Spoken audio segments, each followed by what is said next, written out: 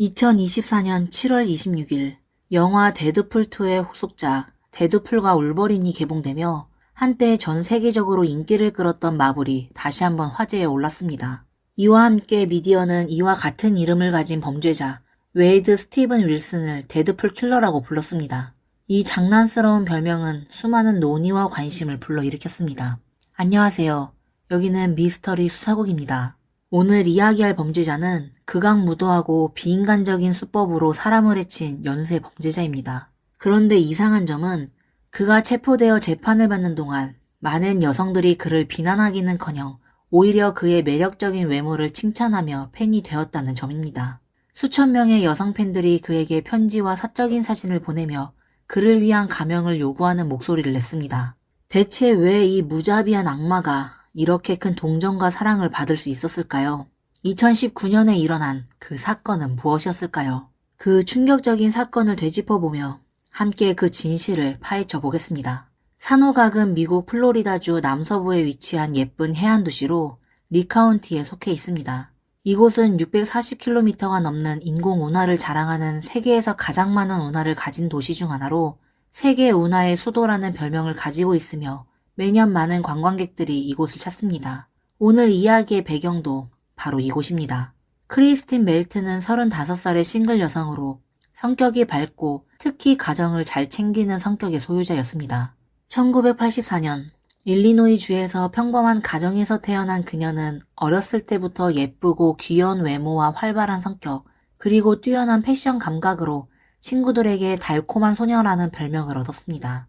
몇 년 전 멜튼은 가족들과 함께 산호각으로 이사오게 되었고 그곳에서 웨이트리스로 일하기 시작했습니다. 일 외에도 그녀는 자주 사촌의 아이들을 돌보고 알츠하이머를 앓고 있는 어머니를 돌봤습니다. 그녀의 오빠는 언제나 멜튼은 우리 집의 기둥이다. 아무리 힘들어도 불평하지 않는다. 라고 말하곤 했습니다. 현재 멜튼은 자신의 고양이와 함께 산호각의 복층 아파트에 살고 있으며 모든 사람들은 그녀가 계속해서 행복하게 살 것이라고 생각했지만 갑자기 닥친 비보가 모든 것을 뒤집어 놓았습니다. 2019년 10월 7일 산호각 경찰서에서 갑자기 한 통의 신고 전화가 걸려왔습니다. 전화를 건 남자의 목소리는 당황하고 떨리고 있었습니다.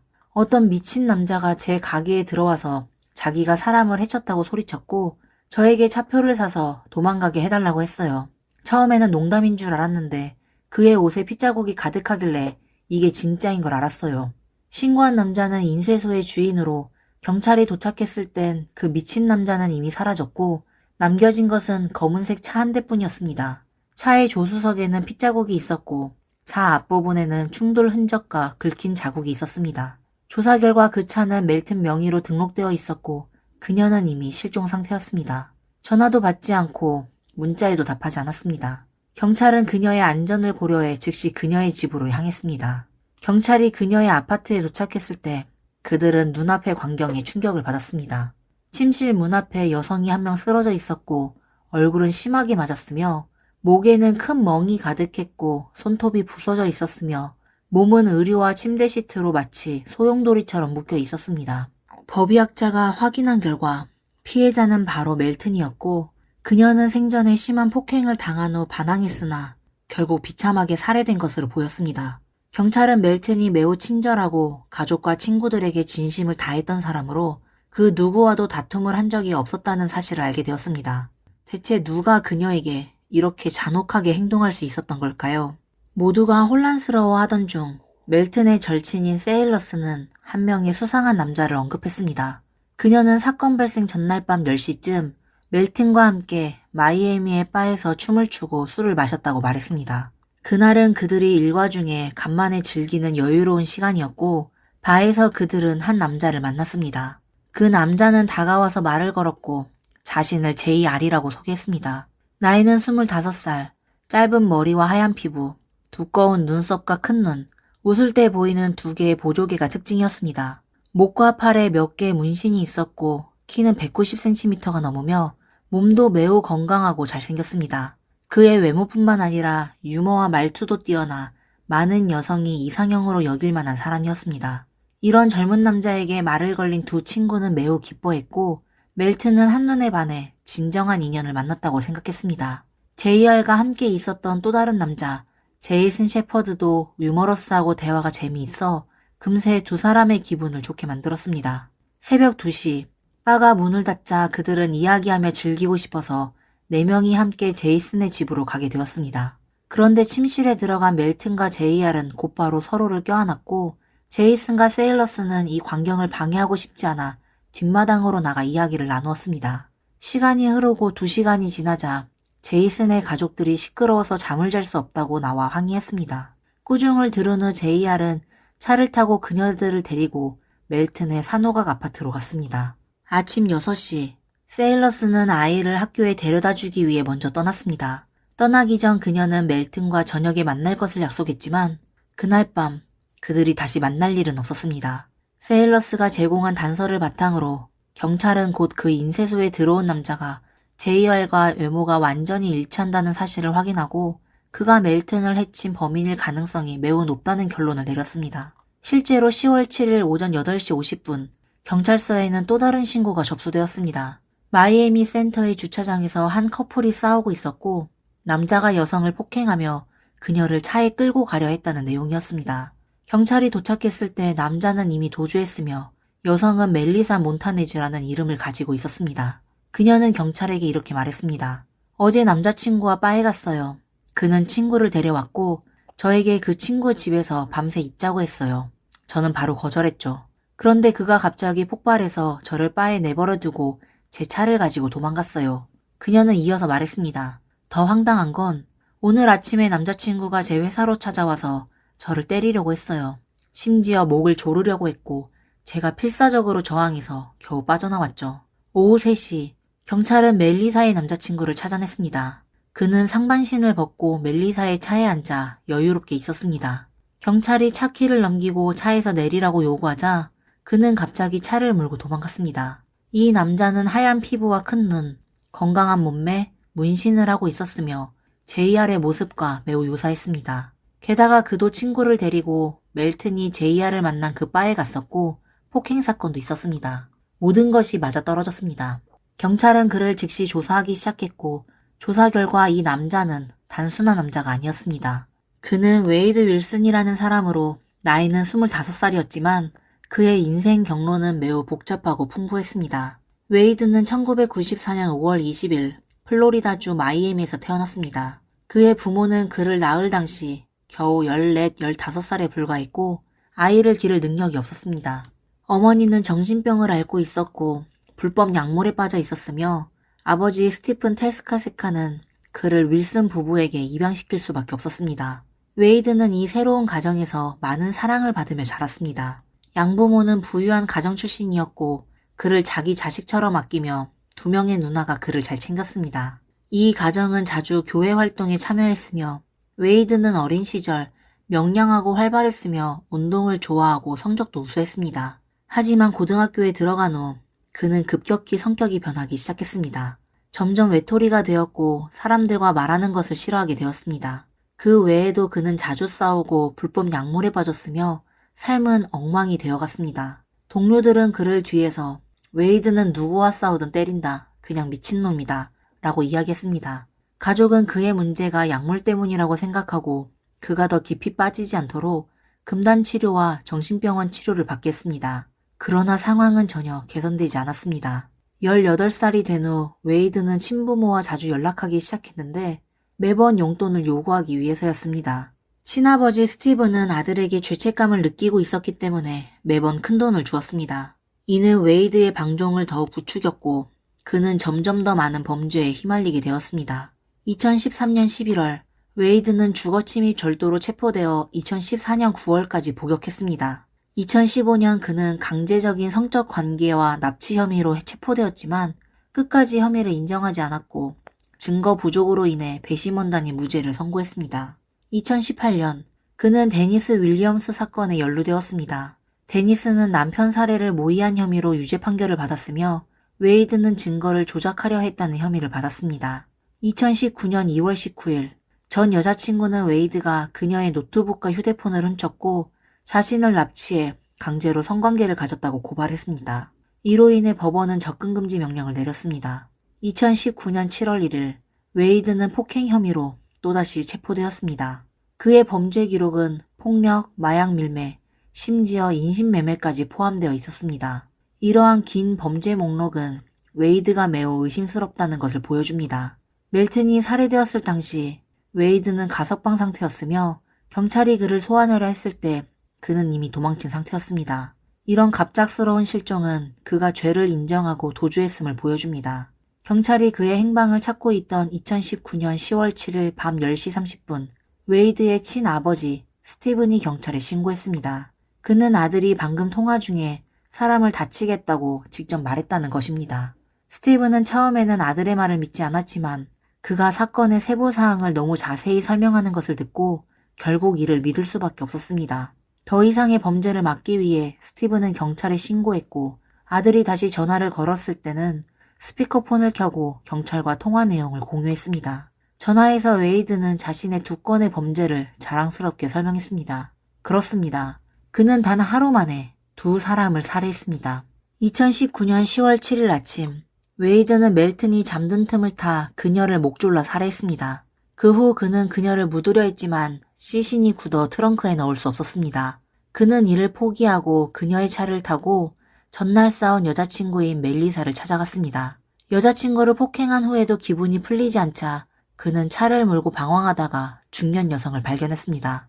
웨이드는 그녀가 혼자라는 것을 보고 범죄를 저지르기로 결심했습니다. 그는 길을 묻는 척하며 그녀를 차에 태웠고 여자가 차에 올라타자마자 아무 이유도 없이 그녀의 목을 졸라 폭행했습니다. 잠시 후 중년 여성은 기절했지만 웨이드는 그녀가 사망했다고 생각했습니다. 시신을 버리려고 차에서 내리려는 순간 그녀가 살아있는 것을 발견했습니다. 그리고 그는 더욱 끔찍한 범행을 저질렀습니다. 차로 그녀의 몸을 10번 넘게 들이받으며 짓밟았습니다. 웨이드가 이 사건을 설명하자 모든 사람이 충격을 받았습니다. 스티븐이 왜 그렇게 했는지 묻자 웨이드는 아무렇지도 않게 그녀를 스파게티처럼 보이게 하고 싶었어 라고 대답했습니다. 통화 내내 그는 전혀 반성하지 않았고 오히려 자신의 범죄를 자랑스럽게 생각했으며 마지막으로 아버지에게 자신을 도망치게 해줄 차를 보내달라고 요구했습니다.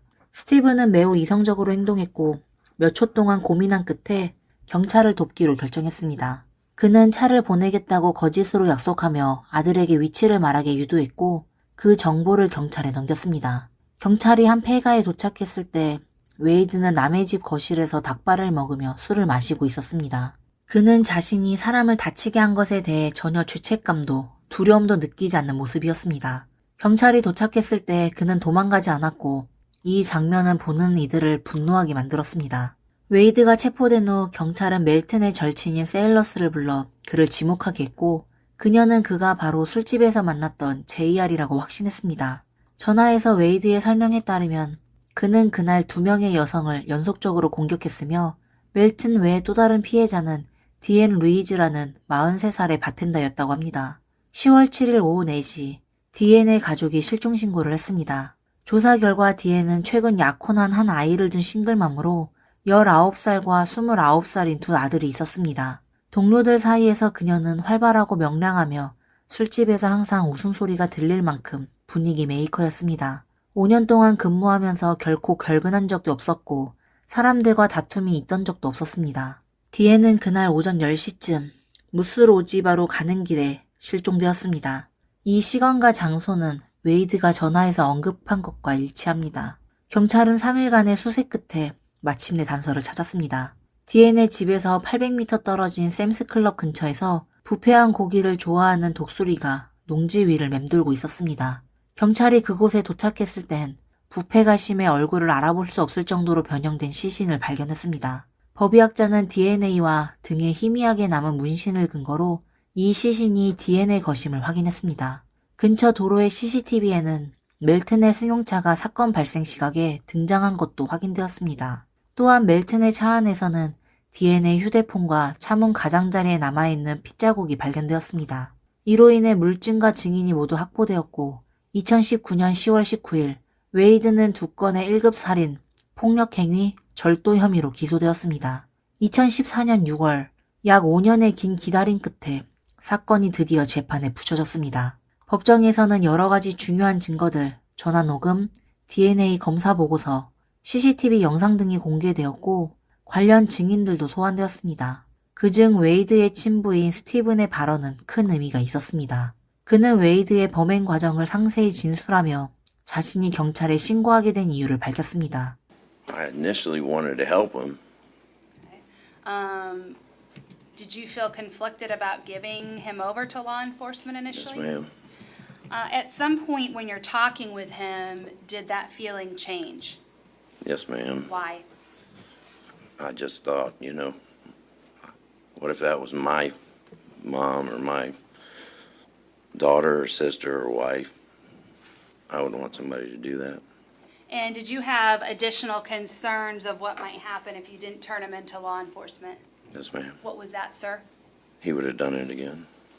이 아버지는 정말로 존경할 만한 사람입니다.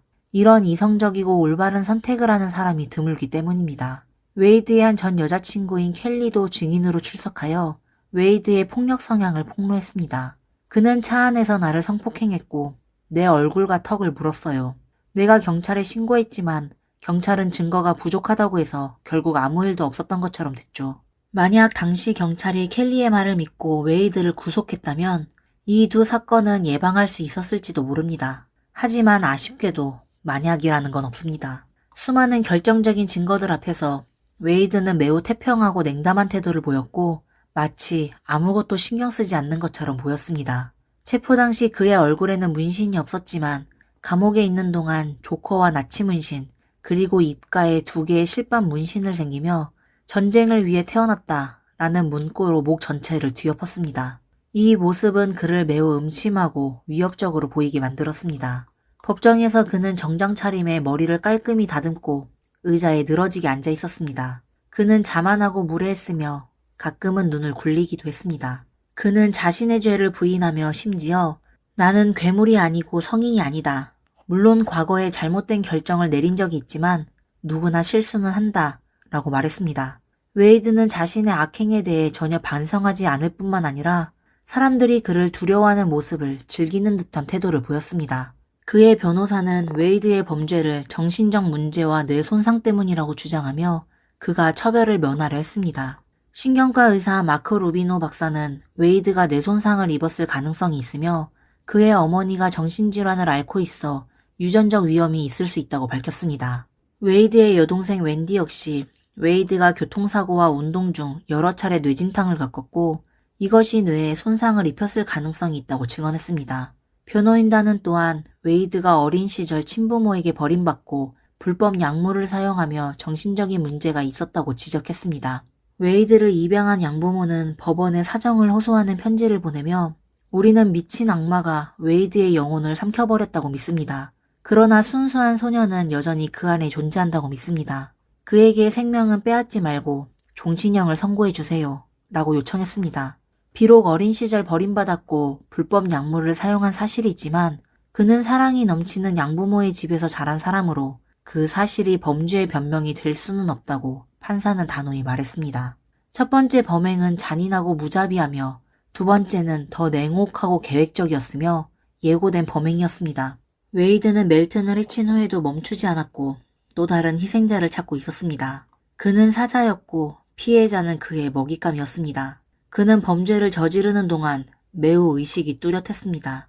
많은 사람들이 불법 약물에 중독되었지만 그들은 남을 해치지 않습니다. 긴 논의 끝에 배심원들은 웨이드의 2건의 살인사건에 대해 각각 9대3, 10대2로 사형을 선고할 것을 권고했습니다. 그 외의 절도, 폭행 등 4가지 혐의에 대해서도 동시에 선고가 이루어졌습니다. 2014년 8월 27일 오후 4시 30분 판사는 웨이드에게 2건의 살인사건에 대해 사형을 선고했습니다. 판결이 내려진 순간 피해자의 가족들은 오열했습니다. 그들은 정의의 심판을 기다렸지만 그들의 마음속 상처는 결코 치유될 수 없을 것입니다. 디엔의 막내 아들 제이는 어머니가 피해를 당했을 때 고등학교 밴드에 갓 합류한 상태였으며 그는 깊은 슬픔에 빠져 말했습니다. My mom didn't get the chance to see me accomplish. My mother will never get the chance to see me get married, get to see me graduate college as a first generation graduate, get to see me get my first real job. 멜튼의 오빠는 동생은 우리 가족에게 매우 중요했어요. 우리는 어머니에게 웰튼이 세상을 떠났다는 사실조차 말할 수 없었어요. 어머니가 그 사실을 견딜 수 없을까봐 두려웠습니다. 라고 전했습니다. 주목할 점은 웨이드가 사형을 선고받는 순간 그의 표정은 매우 담담했고 손으로 이상한 제스처를 취했는데 그 제스처가 무엇을 의미하는지는 아직 아무도 알지 못하고 있습니다.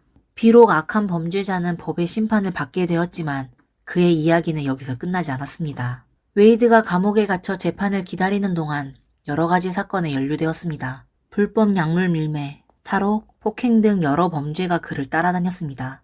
2020년 10월 웨이드와 34살의 수감자 조셉은 탈옥을 계획했으며 웨이드가 주요 기획자로 나섰습니다. 그는 감옥의 창문을 부수고 탈출용 차량도 준비했으나 다행히 교도소 측이 이를 미리 발견했습니다. 또한 2023년 경찰은 교도소 근처에서 한 회색 자파봉투를 발견했는데 그 안에는 2개의 밀봉된 봉지와 함께 여러 종류의 불법 약물과 담배, 라이터, 약물이 들어있었습니다. 익명의 수감자가 이 물품들을 36살의 보비가 가져왔고 그 후 대부분이 웨이드에게 전달되어 다른 수감자들에게 팔렸다고 신고했습니다. 웨이드는 이로 인해 12년의 징역형과 5만 달러, 약 7,168만 원의 벌금을 선고받았고 감옥에서 더 이상 불법 약물을 판매하지 않겠다고 다짐하며 탈옥 혐의는 취소되었습니다. 이뿐만 아니라 사건의 재판 영상이 공개된 후 웨이드의 외모와 재판에서의 태도에 매료된 사람들이 많아졌습니다. 그의 사진과 짧은 동영상은 온라인에서 수천만 번 재생되었으며 수만 명의 팬을 끌어들였습니다. 팬들은 그의 몸매와 얼굴, 그리고 재판에서의 냉소적이고 거만한 태도에 끌려 데드풀 킬러라는 별명을 붙이기도 했습니다. 일부 네티즌들은 그의 몸매와 얼굴이 너무 멋지다. 얼굴에 문신도 멋있다. 그와 결혼하고 싶다. 재판이 불공정하다. 그는 사형을 받을 자격이 없다. 등의 비이성적인 의견을 쏟아냈습니다. 이러한 팬들의 비상식적인 발언은 점점 더 늘어나 웨이드를 위해 모금 활동까지 시작되었습니다. 기부자는 1에서 50달러로 추첨에 참여해 웨이드와 통화할 기회를 얻을 수 있었고 1,000달러 이상 약 143만 원을 기부하면 웨이드가 입었던 옷을 받을 수 있었습니다. 웨이드의 팬들은 웨이드가 신뢰할 수 있고 전문적인 법적 변호인단을 구성할 수 있도록 돕기 위해 기부금을 모은다라고 주장했습니다. 며칠 만에 수백 명이 기부에 참여했고 일부는 24,000달러, 약 3,440만 원을 기부하는 등 총 72,358달러, 약 1억 원이 모였습니다. 웨이드의 재판을 기다리는 5년 동안 그는 약 4,000통의 팬레터와 러브레터, 그리고 팬들로부터의 노골적인 사진을 받았습니다. 그중 163장은 너무 노골적이어서 당국은 이를 반려할 수밖에 없었습니다. 팬들은 법원에 재판에서 웨이드에게 사형을 면해달라는 청원을 보내기도 했고 유사한 청원서가 26,000건 이상 제출되었습니다. 교도소 측은 이러한 행동에 강력히 비난하며 웨이드는 인터넷 스타가 되었지만 진정 기억해야 할 것은 웰튼과 디앤의 생명이었으며 그들은 웨이드의 명성을 꾸미기 위한 장식물이 아니었습니다. 그들이야말로 이야기의 진정한 주인공입니다. 라고 엄중히 경고했습니다. 웨이드에 대한 맹목적인 숭배와 팬들의 열광은 역사상 악명 높은 범죄자들인 테드 번디, 제프리 다머, 그리고 리처드 라미레즈와 유사한 점이 있습니다. 이들 또한 자신들의 팬들이 생겨났고 일부는 감옥에서 팬들과 결혼하기도 했습니다. 범죄자가 히어로로 미화되고 이를 지지하는 수천 명의 팬들이 기부금과 청원 서명을 보내는 현상은 피해자 가족에게 또 다른 상처를 주는 것일 뿐만 아니라 정의와 도덕적 판단에 대한 심각한 왜곡을 보여줍니다. 범죄자는 범죄자일 뿐 그 어떤 형태로도 미화되어선 안 됩니다. 오늘의 내용은 여기까지입니다. 여러분은 이 문제에 대해 어떻게 생각하시나요? 댓글로 여러분의 의견을 남겨주세요. 또한 다른 사건에 대해 궁금한 점이 있으시다면 댓글로 남겨주세요. 그럼 다음에 다시 뵙겠습니다. 감사합니다. 그녀는 23세의 젊은 미얀마 여성으로 더 나은 미래를 꿈꾸며 낯선 나라로 떠났습니다. 자신의 노력으로 가족과 자신의 운명을 바꿀 수 있을 거라 믿었던 그녀는 출국을 하자마자 지옥에 빠지고 말았습니다. 1년이 넘는 시간 동안 비인간적인 고문을 견뎌야 했고 결국 몸무게는 24kg밖에 남지 않은 상태로 숨을 거뒀습니다. 그녀의 죽음은 싱가포르뿐만 아니라 국제사회의 분노를 불러일으켰고 법관조차도 이것은 인간이 할 수 있는 일이 아니다라며 개탄했습니다. 안녕하세요. 여기는 미스터리 수사국입니다. 오늘은 싱가포르 역사상 가장 악질적인 가정부 학대 사건에 대해 이야기하려고 합니다. 그때 대체 무슨 일이 있었던 것일까요? 2015년으로 돌아가 이 충격적인 사건을 되짚어 보겠습니다. 싱가포르 정부가 발표한 2023년 인구보고서에 따르면 현재 싱가포르 총 인구는 591만 7,600명으로 이 중 영주권자는 53만 8,600명, 비거주 인구는 176만 8,400명입니다. 비거주 인구의 대부분은 외국인 노동자들이며 이들 중 약 15%가 외국인 가사도우미, 즉 우리가 흔히 말하는 가정부입니다. 싱가포르의 외국인 가정부는 주로 인도네시아, 필리핀, 미얀마 출신이며 오늘 이야기의 주인공은 꿈을 안고 싱가포르로 떠난 한 미얀마 여성으로부터 시작됩니다. 피앙 응아이도는 23세의 미혼모로 가족에게 더 나은 삶을 제공하기 위해 2015년 고향을 떠나 낯선 싱가포르로 혼자 도착했습니다. 그녀는 자신의 노력으로 가족의 운명을 바꿀 수 있을 것이라 믿으며 많은 어려움과 불확실성을 안고 이 결정을 내렸습니다. 그녀는 1992년 미얀마 친주의 외딴 마을에서 태어났습니다. 부모님은 농부였으며 당시 미얀마 경제는 매우 열악했고 친주는 미얀마에서 가장 가난한 지역 중 하나였습니다. 그녀의 마을은 산악 지역에 위치해 있었고 가장 가까운 마을로 가려면 진흙길로 70km를 걸어야 했습니다. 그곳의 삶이 얼마나 힘들었는지 상상이 가시죠. 배를 치우는 것이 유일한 사치였고 가족들은 자주 굶주렸습니다. 이는 주로 가족 구성원이 너무 많았기 때문이었습니다. 부모님은 총 11명의 자녀를 낳았으며 피앙 응아이도는 세 번째로 태어났습니다. 원래부터 어려운 생활을 하던 가족이었는데 불행은 여기서 끝나지 않았습니다. 그녀가 4살이 되던 해에 부모님이 연이어 세상을 떠났고 가족의 생계를 고스란히 어린 오빠와 언니가 짊어져야 했습니다. 그 후 10여 년 동안 동생 5명이 잇따라 세상을 떠났습니다. 사망 원인은 대부분 기아와 질병 때문이었죠. 피앙 응아이도는 학교에 다닐 기회가 있었지만 15살 때 학업을 중단하고 집안일을 돕기 시작했습니다. 동생들이 먹고 살 수 있도록 하기 위해서였죠. 이후 몇 년 동안 그녀는 매일 바쁜 일상 속에서 시간을 보냈습니다.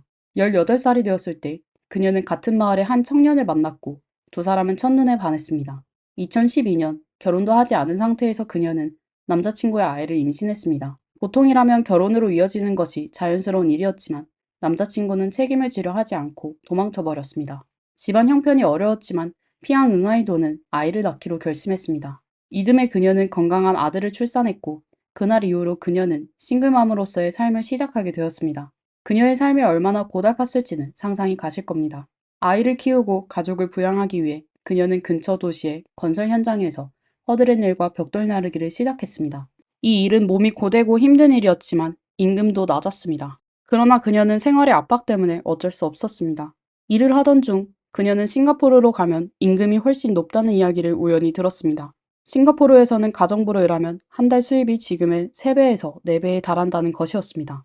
많은 미얀마 여성들이 싱가포르 가정부 일을 하러 갔다는 이야기에 그녀는 관심을 갖게 되었습니다. 가족에게 더 나은 삶을 제공하기 위해 학력도 낮고 한 번도 먼 곳에 가본 적이 없던 피앙 응아이도는 싱가포르에 가기로 결심했습니다. 어차피 가정부 일이니 그녀는 이미 익숙한 일이었습니다. 그녀의 계획은 싱가포르에서 약 3년간 일한 후 돌아오는 것이었죠. 그 정도 수입이면 고향에 새 집을 짓고 땅도 살 수 있을 것이라고 생각했습니다. 그녀는 오빠와 언니들과 상의한 끝에 어린아이들을 언니에게 맡기기로 했습니다. 가족들도 그녀의 결정을 지지했고 새로운 길이 열리기를 바랐던 것입니다. 결심을 굳힌 후 피앙 응아이도는 싱가포르로 갈 준비를 시작했습니다. 당시 싱가포르 외국인 가정부의 최소 연령 기준은 만 23세였는데 그녀의 나이는 2달이 부족했습니다. 이를 해결하기 위해 그녀는 돈을 들여 출생 날짜를 2달 앞당겨 수정했습니다. 그렇게 여권을 문제없이 발급받은 후 2015년 5월 그녀는 싱가포르로 떠났습니다. 미얀마보다 훨씬 발전된 나라인 싱가포르에 도착한 그녀는 모든 것이 신기했고 미래에 대한 기대감으로 가득 차 있었습니다. 싱가포르에 도착한 후 그녀는 전문적인 사전 교육을 받고 등록 절차를 마친 후 정식으로 고용 대기 상태에 들어갔습니다. 얼마 지나지 않아 그녀는 35세의 전업주부 가야티리 무루가얀의 집에 고용되었습니다. 가야티리는 4살 된 딸과 몇 개월 된 아들을 둔 엄마였습니다. 이런 상황에서 가정부를 고용하는 것은 싱가포르 가정에서 흔한 일이었습니다. 실제로 그녀는 이전에도 4명의 가정부를 고용했지만 모두 어떤 이유에서인지 불화로 그만두었고 피앙 응아이도는 5번째로 고용된 가정부였습니다. 가야티리의 집은 싱가포르 중부의 비샨 11번가 145번지에 위치한 3룸의 아파트였습니다. 싱가포르의 높은 주거비를 고려하면 상당히 넉넉한 크기였습니다. 이 집에는 가야티리와 2 아이뿐만 아니라 그녀의 남편인 37세 싱가포르 경찰 케빈 첼밤, 그리고 그녀의 어머니 프레마 나라야 나사미가 함께 살고 있었습니다. 뿐만 아니라 2명의 세입자와 피앙 응아이돈까지 포함해 이 집에는 총 8명이 거주하고 있었습니다. 5월 28일, 피앙 응아이돈이 처음으로 이 집에 발을 들였을 때 그녀는 앞으로 1년 혹은 그보다 더 오랜 시간 동안 이곳이 자신의 새로운 집이 될 것임을 깨달았습니다. 여기서 잠시 설명을 덧붙이자면 싱가포르에서 가정부를 고용할 경우 고용주는 급여와 보험 외에도 숙소를 제공해야 할 의무가 있습니다. 따라서 가정부는 고용주의 집에서 함께 생활하게 되는데 일반적으로 가정부가 거주하는 환경은 열악한 경우가 많습니다. 많은 경우 고용주는 작은 창고를 개조하거나 단순히 잠만 잘 수 있는 공간을 마련해주는 정도입니다. 가야티리의 집에 이렇게 많은 사람들이 살고 있었던 점을 고려할 때 피앙 응아이돈의 숙소 환경도 그리 좋지 않았을 것으로 추정됩니다. 그녀의 주요 업무는 2아이를 돌보고 청소, 요리 등 집안일 전반을 책임지는 것이었습니다. 일이 고되고 힘들었지만 어릴 때부터 어려운 환경에서 자라난 그녀에게는 감내할 수 있는 수준이었습니다. 하지만 시간이 지나면서 이상한 점을 느끼기 시작했습니다. 가야티리는 지나치게 엄격했고 사소한 일에도 불평을 쏟아냈습니다. 예를 들면 그녀가 음식을 많이 먹는다고 핀잔하거나 일을 느리게 하거나 깨끗하지 않게 한다며 꾸짖었습니다. 가야티리는 항상 차가운 표정을 짓고 있었고 웃음을 보여준 적이 거의 없었습니다. 이는 피앙 응아이돈이 처음 상상했던 것과는 많이 달랐습니다. 하지만 돈을 벌러온 그녀는 이를 참아 넘기기로 했습니다. 그녀는 고용주를 화나게 하지 않기 위해 더 열심히 일하며 자신을 책망할 여지를 남기지 않으려 했습니다.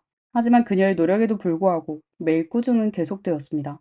문제는 가야티리뿐 아니라 그녀의 어머니 프레마까지 가세해 2사람이 함께 그녀를 엄격히 감시하며 다그쳤다는 점입니다.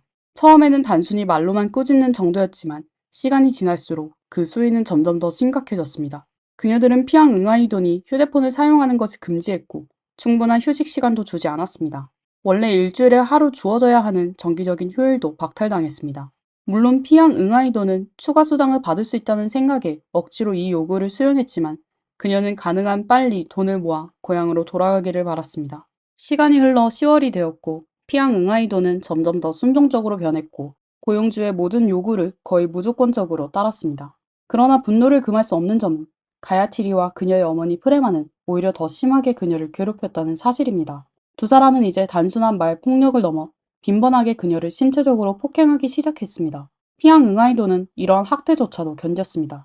이는 그녀가 어린 시절 겪은 고난과 역경 때문이었습니다. 그녀는 항상 어려운 상황을 참고 견디며 살아왔기에 무조건적인 인내가 몸에 배어 있었습니다. 하지만 그녀의 이러한 태도는 가야티리 모녀를 더욱 대담하고 잔혹하게 만들었습니다.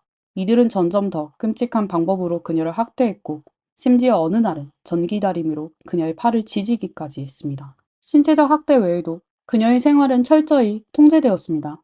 피앙 응아이돈은 하루 5시간밖에 자지 못했으며 낮에는 휴식이 허용되지 않았습니다. 식사로 주어진 것은 주로 남은 음식이나 물에 불린 빵뿐이었고 화장실 사용마저도 엄격히 제한되었습니다. 가야티리 모녀의 병적인 학대 속에서 피앙 응아이돈은 날이 갈수록 쇠약해지고 초췌해졌으며 정신적으로도 혼미한 상태에 빠져들었습니다. 10월의 건강검진에서 의사는 피앙 응아이돈의 몸에는 수많은 상처와 흉터가 있는 것을 확인했습니다. 가야티리는 가정부가 일을 하다가 자주 서두르고 몇 번이나 넘어졌기 때문에 생긴 상처라고 거짓말로 설명했습니다. 그녀의 남편인 케빈 첼밤 또한 가정부가 여러 가지 문제를 일으킨다며 사람들에게 불만을 제기했지만 정작 인력 부서에서 가정부 교체를 권유했을 때는 이를 거절했습니다. 피앙 응아이돈 본인도 중개회사나 외부의 학대 사실을 알리지 않았기 때문에 이 문제는 더 이상 진전되지 않았고 그녀는 지옥에서 탈출할 수 있는 가장 좋은 기회를 놓치고 말았습니다. 2016년 7월 26일 피앙 응아이돈이 고용주의 집에 온 지 14개월째 되는 날 아침 7시 30분 가야티리는 피앙 응아이돈이 바닥에 누워 일어나지 않는 것을 발견했습니다. 화가 난 가야티리는 그녀를 거칠게 흔들어 깨우려 했지만 피앙 응아이돈은 아무런 반응이 없었습니다. 이때 프레마도 합세했지만 2사람이 아무리 흔들어도 그녀는 깨어나지 않았습니다. 어젯밤과 오늘 새벽에 벌어진 일을 떠올린 2사람은 당황하기 시작했습니다. 오전 9시 30분 가야티리는 그레이스 콴이라는 의사에게 전화를 걸어 집에 다친 사람이 있으니 빨리 와달라고 요청했습니다. 하지만 콴의사는 당시 진료 중이라 바로 갈 수 없었고 대신 환자를 구하기 위해 구급차를 부르라고 권했습니다. 그러나 가야티리는 구급차를 부르기를 완강히 거부했고 의사가 직접 오기를 고집했습니다. 오전 10시 50분 콴 의사가 도착했고 간단한 검사를 통해 피앙 응아이돈이 이미 사망했음을 확인했습니다. 그녀의 시신 상태와 온도로 판단할 때 이미 꽤 시간이 지난 것으로 보였습니다. 이 말을 들은 가야트리는 눈에 띄게 불안해하며 그럴 리가 없다. 조금 전까지만 해도 움직인 것을 봤다고 거짓말을 했습니다. 하지만 콴이사는 전문적인 지식을 바탕으로 이 가족이 거짓말을 하고 있음을 간파했습니다. 쇠약해진 피앙 응아이돈의 시신을 본 그녀는 이 집에서 뭔가 심각한 일이 있었다고 확신했습니다. 콴이사는 가야트리에게 즉시 경찰에 신고하라고 요구하며 경찰이 도착할 때까지 집을 떠나지 않겠다고 했습니다. 그러나 가야트리는 망설이며 신고 대신 경찰인 남편 케빈 첼밤에게 전화를 걸어 상황을 알리고 빨리 집으로 돌아오라고 했습니다. 이를 수상하게 여긴 콴 의사는 직접 경찰에 신고를 했습니다. 11시 26분, 의료진이 경찰보다 먼저 현장에 도착했고 법의학 부서에서 검사를 진행했습니다. 법의학자는 충격적인 사실을 발견했습니다. 그녀는 이런 사례는 자신이 근무하면서 한 번도 본 적이 없다고 말했습니다. 사망한 피앙 응아이도는 24세로 극도로 야윈 상태였습니다. 시신의 몸무게는 고작 24kg에 불과했으며 심각한 영양실조 상태였습니다. 이런 체중으로는 정상적인 생활조차 어렵기 때문에 가사노동을 지속적으로 하는 것은 더 불가능한 상태였습니다. 2015년 5월 28일 피앙 응아이돈이 처음 고용주의 집에 도착했을 당시 체중은 39kg이었으나 14개월 동안 체중이 38% 감소했습니다. 뿐만 아니라 그녀의 몸 곳곳에는 새로운 상처 31곳과 오래된 상처 47곳이 발견되었습니다. 오른팔에는 전기다리미로 지진 자국이 있었으며 목 부위는 멍자국으로 뒤덮여 있었고 목뼈가 골절된 상태였습니다. 사망 원인은 목 부위에 가해진 심각한 둔기 외상으로 인한 질식사로 판명되었습니다. 검사 결과에 따르면 피앙 응아이도는 오랜 기간 동안 비인간적인 학대를 받은 끝에 사망한 것으로 보였습니다. 당연히 주요 용의자는 그녀를 고용한 가야트리였습니다. 경찰은 즉시 가야트리와 그녀의 어머니를 체포했습니다. 남편이자 경찰관인 케빈 첼밤도 며칠 뒤에 체포되었습니다. 검찰은 가야트리와 그녀의 어머니를 1급 상해죄로 기소했습니다. 케빈은 사건 당시 알리바이가 있었던 점을 고려해 1급 상해죄로는 기소되지 않았습니다. 그러나 피앙 응아이돈이 오랜 기간 학대를 받은 점을 감안했을 때 그 역시 책임에서 자유로울 수 없었고 심각한 상해 혐의로 기소되었습니다. 이와 함께 그의 경찰직도 정지되었습니다. 사건은 집안에서 발생했기 때문에 목격자가 없었고 피고인들은 범행을 전면 부인하며 자신들이 가정부를 때리거나 꾸짖은 적이 없다고 주장했습니다. 이에 따라 증거가 부족해 수사에 어려움을 겪고 있었습니다. 그러나 사건이 언론을 통해 보도되면서 싱가포르 사회에 큰 충격을 주었습니다. 뉴스를 접한 한 시민이 경찰에 중요한 증거를 제공했는데 그것은 바로 감시카메라 하드디스크였습니다. 이 하드디스크가 숨겨진 잔혹한 진실을 밝혀냈습니다. 알고 보니 경찰관인 케빈은 집안 곳곳에 감시카메라를 설치해두고 있었습니다. 처음에는 가정부와 아이들을 감시하려는 의도로 설치했을 가능성이 높지만 결과적으로 이 영상이 가장 강력한 증거가 되었습니다. 경찰이 CCTV 하드디스크를 찾는 과정에서 흥미로운 사건이 하나 발생했습니다. 케빈은 경찰에게 2016년 초 세입자의 요청으로 카메라를 철거했다고 진술했습니다. 그러나 수사를 통해 카메라 철거는 사건 이후에 이루어진 것으로 드러났습니다. 이는 케빈이 아내와 장모에게 불리한 증거를 없애기 위해 고의적으로 증거를 훼손하려 했다는 것으로 밝혀졌습니다. 다행히 시민이 하드디스크를 제출한 덕분에 이 증거는 보존될 수 있었습니다. 케빈은 이로 인해 허위 진술 및 증거인멸 혐의로 추가 기소되었습니다. 경찰은 하드디스크를 분석한 결과 2016년 6월 21일부터 7월 26일까지의 영상을 확보했습니다. 이 영상을 검토한 경찰은 그 안에 담긴 범죄 행위들에 경악하고 분노를 금치 못했습니다. 감시 카메라에 기록된 잔혹한 행위들은 너무도 충격적이라 상세히 말하기가 어렵지만 몇 가지 사례를 간략히 소개하겠습니다. 6월 21일 오후 9시 58분 가야트리는 냉장고에서 얼음분을 꺼내와 피앙 응아이돈의 머리에 그대로 부었습니다. 6월 24일 오전 7시 51분 피앙 응아이돈이 다림질을 하고 있을 때 가야트리는 갑자기 방에 들어와 그녀의 머리를 때리고 나갔습니다. 얼마 지나지 않아 돌아와 뜨거운 다리미를 그녀의 이마에 눌렀고 이어 오른팔에 다리미를 갖다 대는 끔찍한 행동을 저질렀습니다. 7월 13일 오후 4시 30분 가야트리는 주방의 가스레인지와 타일이 제대로 청소되지 않았다고 생각해 피앙 응아이돈을 주방으로 끌고 가 얼굴을 때리고 복부를 주먹으로 가격한 뒤 날카로운 물건을 그녀의 머리에 겨누었습니다.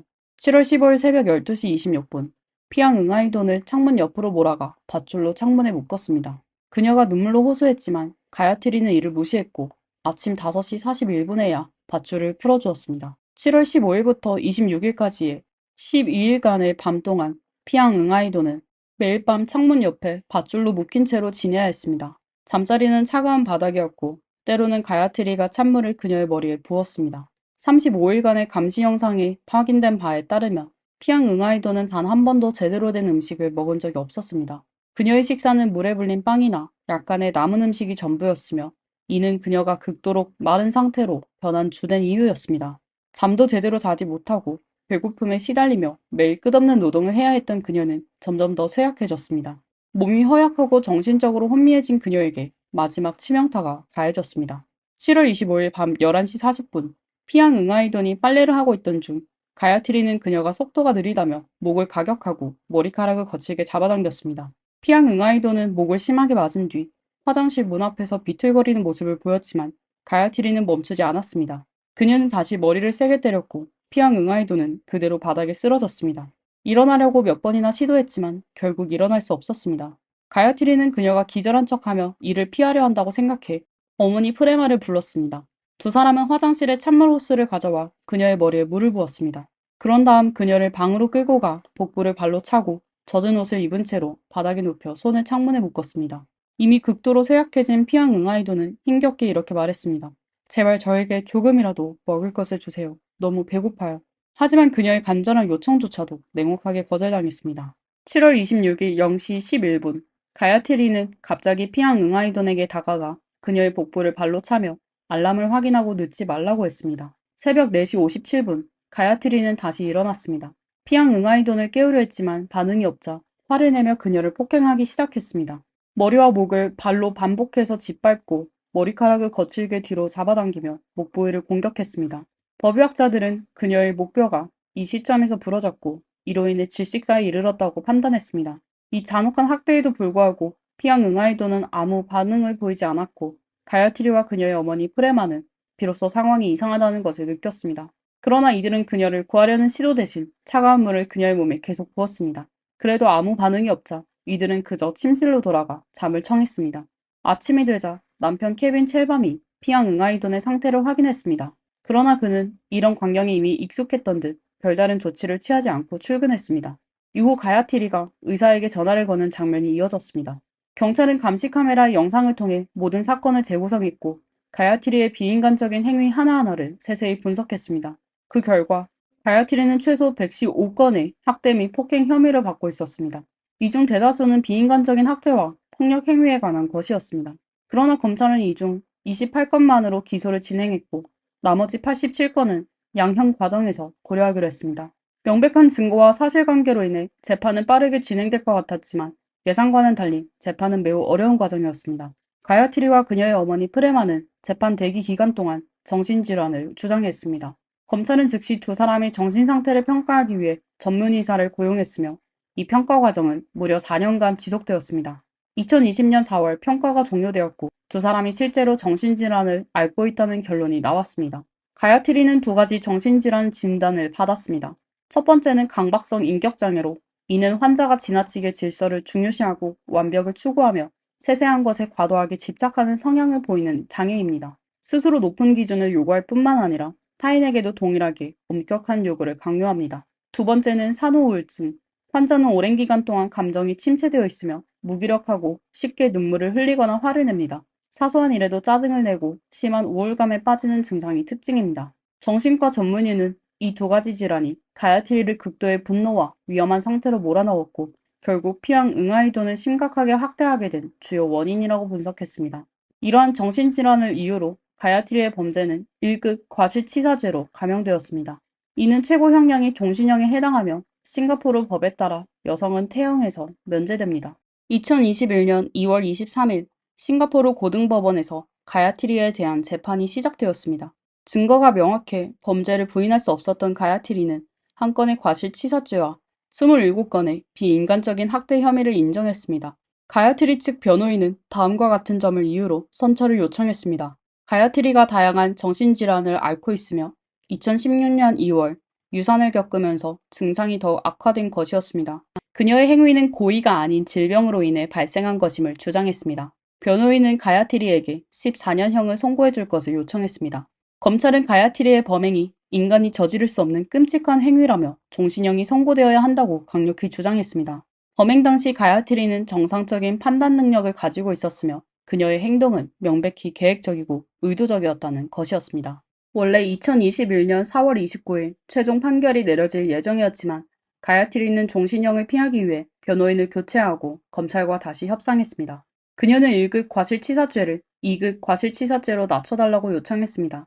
2급으로 감형되면 최종 형량은 최대 15년으로 줄어듭니다. 2021년 6월 22일 재판이 재개되었고 가야트리의 새 변호인은 8년에서 9년형의 경감을 요청했습니다. 변호인은 다음과 같은 논리를 제시했습니다. 첫 번째는 피앙 응아이돈이 청소를 제대로 하지 않아 가야트리의 병세가 악화되었다는 점, 두 번째는 이전에 고용된 4명의 가정부는 이런 대우를 받지 않았다는 점입니다. 하지만 경찰은 여전히 가장 무거운 형벌인 종신형을 요구했습니다. 법원은 양측의 의견을 검토한 후 가야트리에게 30년형을 선고했습니다. 법관은 판결문에서 이 사건은 언어로 표현할 수 없을 정도로 잔혹하며 피고인의 행동은 인간으로서의 기본적인 도리를 완전히 저버린 것이다라고 말했습니다. 그러나 피고인이 정신질환을 앓고 있다는 점을 고려해 30년형을 적정 형량으로 판단했습니다. 법관은 만약 정신질환에 영향이 없었다면 주저없이 종신형을 선고했을 것이라고 덧붙였습니다. 가야트리는 판결 이후 여러 차례 항소하며 감형을 요청했지만 모든 항소가 기각되었습니다. 가야트리는 피해자인 피앙 응아이돈을 학대한 것에 대해 전혀 반성하지 않았고 오직 정신질환을 핑계로 감형만을 노렸습니다. 프레마는 총 50건의 혐의로 기소되었습니다. 그녀는 재판 중 양극성 장애 진단을 받았습니다. 2023년 1월 9일 프레마에 대해 재판이 시작되었습니다. 검찰은 그녀의 행동은 충격적이고 잔혹하며 피해자와 관련된 모든 이들에게 분노를 일으켰다고 14년에서 16년형을 요청했습니다. 변호인은 피고인이 겪은 정신질환과 비극적인 인생 경험 이유로 선처를 요구했습니다. 법원은 프레마의 행동이 지나치게 잔혹하다고 판단해 14년형을 선고했습니다. 추가적으로 그녀가 CCTV 제거 및 증거 은닉에 직접 관여한 사실이 밝혀졌습니다. 프레마는 케빈에게 CCTV 제거를 지시했고 하드디스크를 아들에게 넘겼습니다. 이후 아들은 이를 친구에게 전달했고 친구가 경찰에 제출해 진실이 밝혀졌습니다. 이와 관련하여 법원은 프레마에게 추가로 3년형을 선고했으며 총 17년형이 확정되었습니다. 마지막으로 남편 케빈이 있습니다. 그는 가정부를 직접 때리지는 않았지만 집에서 일어나는 모든 일을 분명히 알고 있었지만 때로는 그녀를 막지 않았습니다. 그러나 그의 아내 가야트리는 케빈이 이 사건 이후 2020년에 이혼을 선택했기 때문에 현재 그의 전처라고 말해야 합니다. 그녀는 케빈도 피앙 응아이돈을 이겼다고 말했지만 이는 그의 어머니 프레마의 진술과 일치하지 않습니다. 결국 케빈은 위증, 증거인멸, 고의적 상해 등 5가지 혐의를 받았습니다. 그러나 알 수 없는 이유로 그에 대한 재판은 지금까지 끝나지 않았습니다. 사건이 폭로된 후 싱가포르 국민들은 가야트리 가족의 행동에 전례 없는 분노를 느끼는 한편 피앙 응아이돈에 대해 깊은 동정심을 표했습니다. 이에 싱가포르 이주 경제 인도주의 조직은 모금 활동을 조직했으며 단 6일 만에 20만 싱가포르 달러, 약 2억 1천만 원에 달하는 기부금을 모았습니다. 그러나 모금 활동은 곧 중단되었고 해당 조직은 모인 기부금 전액을 피앙 응아이돈의 가족에게 전달하겠다고 발표했습니다. 피앙 응아이돈의 가족은 이 소식을 접하고 깊은 슬픔에 잠겼습니다. 그녀의 언니는 언론과의 인터뷰에서 동생이 아들과 가족을 위해 싱가포르로 떠난 것이었지만 불과 1년여 만에 이런 비극을 겪게 될 줄 몰랐다고 전했습니다. 그녀의 아들은 영원히 엄마를 잃게 된 것입니다. 이후 그녀의 오빠는 싱가포르로 와 동생이 시신을 데려갔으며 가족들은 집 앞에 십자가를 세워 고통스럽게 세상을 떠난 동생을 추모했습니다. 피앙 응아이돈 사건은 싱가포르뿐만 아니라 국제적으로도 큰 충격을 불러일으켰습니다. 싱가포르에서 가사도우미는 매우 큰 집단이며 특히 외국인 가사도우미는 중요한 비중을 차지하고 있습니다. 2016년 싱가포르가 발표한 2016년 인구 보고서에 따르면 외국인 가사도우미의 수는 약 23만 7,100명에 달했으며 빠르게 증가하는 추세를 보였습니다. 2023년에는 그 수가 25만 명에 이르렀습니다. 잇따른 폭력 사건은 이러한 외국인 가사도우미들의 처지를 더욱 어렵게 만들었으며 싱가포르 국가 이미지에도 큰 부정적인 영향을 미쳤습니다. 많은 싱가포르 국민들은 인력부 등 관련 기관이 가사도우미 보호를 제대로 하지 못했다고 비판했습니다. 이를 계기로 대중의 분노를 진정시키고 유사 사건의 재발을 방지하기 위해 싱가포르 정부는 가사도우미 보호를 위한 일련의 개혁 조치를 발표했습니다. 이에는 고용주의 권한 남용 방지 대책, 의사의 보고제도, 지역사회 및 협력단체의 참여 등이 포함되었습니다. 또한 가사도우미 센터는 고용주로부터의 대우를 감시하기 위한 지원 서비스를 제공합니다. 2021년에는 정부가 가정 방문 프로그램을 시작했습니다. 이는 인력부 지원이 싱가포르 전역의 가사도우미를 고용한 가정을 방문해 이상 여부를 확인하는 내용으로 외국인 가사도우미의 정기 건강검진을 강화하는 조치도 포함되었습니다. 상처 등의 이상 징후가 발견되면 의사가 이를 즉시 보고할 수 있어 유사 비극의 재발을 막는 데 도움이 됩니다. 이러한 개혁은 일부 긍정적인 반응을 얻었지만 외국인 가사도우미가 여전히 사회적 약자라는 사실은 변하지 않았습니다. 문명사회는 약자를 착취하는 구조 위에 세워져서는 안 됩니다. 또 하나 우리가 간과할 수 없는 문제는 가사도우미 개인의 상황입니다. 이 사건에서 피앙 응아이도는 휴대전화를 빼앗긴 상태였지만 여전히 외출하거나 전화를 걸 수 있었습니다. 실제로 그녀는 미얀마의 가족에게 5차례 전화를 했고 마지막 통화는 2016년 7월 12일이었습니다. 처음 4번의 통화에서는 부정적인 이야기를 전혀 하지 않았지만 마지막 통화에서 그녀는 언니에게 몸이 좋지 않다고 말하며 8월에 집으로 돌아가고 싶고 오빠가 양곤까지 와서 데려가 주기를 희망한다고 했습니다. 양곤은 그녀의 마을에서 약 1000km 떨어져 있어 언니는 무언가 이상함을 감지했습니다. 그러나 안타깝게도 그녀는 8월이 오기 전에 숨을 거두었습니다. 또한 건강검진을 받을 때 의사가 그녀 몸의 상처에 의문을 품었지만 피앙 응아이도는 의사에게 진실을 말하지 않았습니다. 이는 그녀가 외부에 도움을 요청할 수 있는 기회가 여러 번 있었음을 의미하지만 그녀는 이를 전혀 활용하지 않았습니다. 왜 그랬을까요? 한 심리학자는 그녀의 출신과 경험이 큰 영향을 미쳤을 것이라고 분석했습니다. 그녀는 매우 가난한 집안에서 태어났으며 가족의 사회적 지위는 낮았습니다. 생계를 위해 온 가족이 묵묵히 일할 수밖에 없었습니다. 이후 외지로 나가 일하게 되었을 때 직장을 잃을까 두려워한 그녀는 고용주와 타인의 말을 철저히 따르며 부당한 대우를 받아도 참아야 했습니다. 이런 환경 속에서 그녀는 극도로 자존감이 낮고 순종적인 심리를 가지게 되었고 누구에게도 반항하지 못했습니다. 싱가포르에 도착한 후 모든 것이 낯설었고 이러한 극도의 순종적인 심리 때문에 그녀는 비도덕적인 행동에도 계속해서 참아야 했습니다. 그녀는 아마도 몇 대 맞는 것은 큰 문제가 아니라고 여겼을지도 모릅니다. 고향의 가난과 아들을 떠올리며 더 큰 고통도 참을 수 있다고 생각했을 것입니다. 직장을 잃을까 두려워 진실을 의사에게 말하지 못했고 가족이 걱정할까 봐 모든 것을 참고 견뎠습니다. 그러나 그녀가 몰랐던 것은 그녀의 고용주가 악마 같은 사람이었다는 점입니다. 그녀의 지나친 순종과 인내는 고용주를 더욱 변태적으로 만들었고 결국 그녀를 사람으로조차 여기지 않았습니다. 그렇게 그녀는 소중한 생명을 잃게 되었습니다. 이 사건은 우리에게 중요한 교훈을 남깁니다. 지금은 법치사회로 위험한 상황에 처했을 때는 반드시 법의 도움을 과감하게 요청해야 되고 결코 안일한 태도를 가져서는 안 됩니다. 마지막으로 하나 더 추가하자면 고용주의 집에 다른 2명의 하숙인이 살고 있었다는 사실을 기억하시나요? 이들은 피앙 응아이돈이 겪는 일을 알고 있었을 가능성이 높습니다. 그러나 무려 14개월 동안 아무런 관심을 보이지 않았고 상황을 신고하지도 않았습니다. 이러한 냉담하고 무관심한 태도는 정말로 가슴 아픈 일입니다. 이번 이야기는 여기까지입니다. 여러분은 이 사건에 대해 어떻게 생각하시나요? 다음 시간에 다시 찾아뵙겠습니다.